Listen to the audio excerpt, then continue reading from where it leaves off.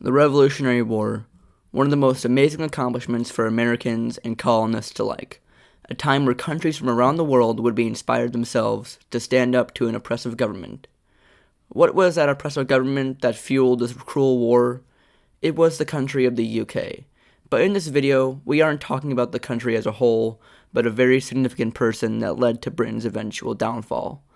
This very important man is King George III, who was the monarch of Britain during the Revolutionary War, and one of the sole reasons as to why they lost.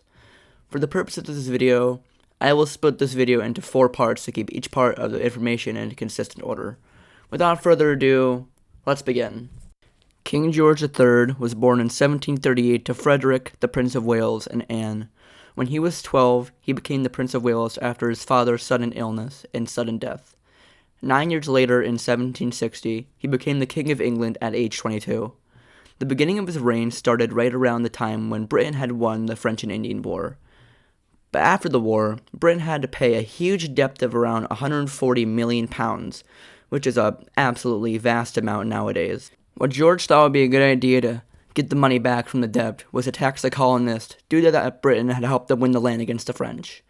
I don't really know why they thought this would be a good idea, as they didn't get their consent in the beginning, but what I do know is that it backfired pretty harshly on them. After Parliament passed the Proclamation of 1763, with King George's consent, the colonists weren't liking the idea and simply ignored it, which annoyed King George quite a bit. In 1765, he passed the Stamp Act, which put a tax on stamps and other paper items. The colonists were understandably frustrated with this, as they didn't give consent and only studded taxes. After a huge boycott, King George got fed up with the new low income he was making for the debt and canceled the act entirely in early 1766. The same process would happen to King George after a few more acts were passed, as he still needed money to pay off the crippling debt. However, things got out of hand for King George when in 1773, the colonists had orchestrated the Boston Tea Party, which had destroyed thousands of pounds of tea after George had passed the Tea Act.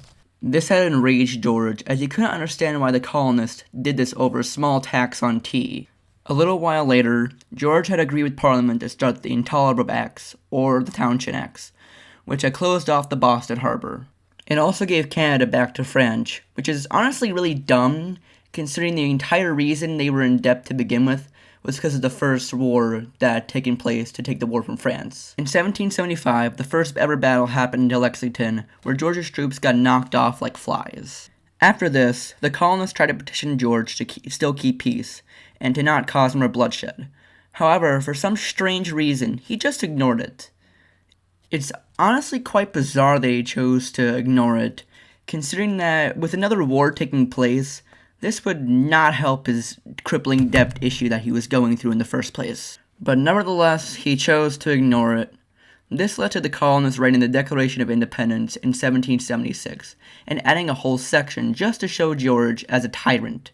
The war had just begun, and now there was no turning back for King George III. The beginning of the war was looking very fondly for George. He had won a good amount of battles against the colonists. He even resorted to hiring several hundred Hessian mercenaries to assist him in battle in order to ensure that he would win. However, things started to turn on George as France and Spain had formed an alliance with America. This had made a turning point in the war as the colonies had started winning more battles with the help of other countries. Another issue was that Britain's forces were also losing supplies, which was detrimental in them actually winning this war.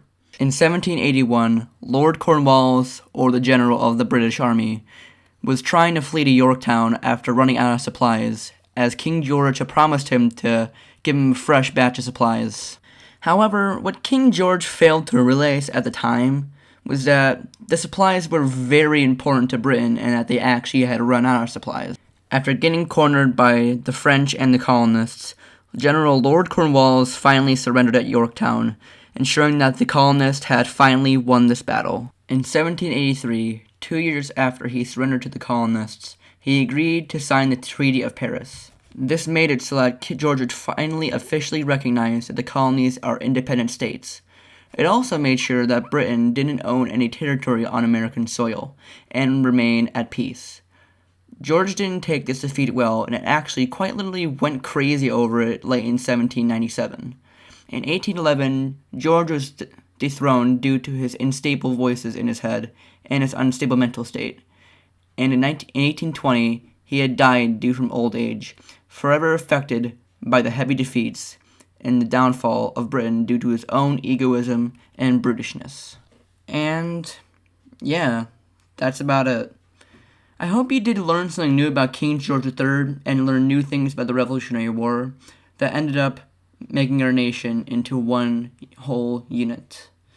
Thanks for watching. As always, I'll be back for more content, and see ya.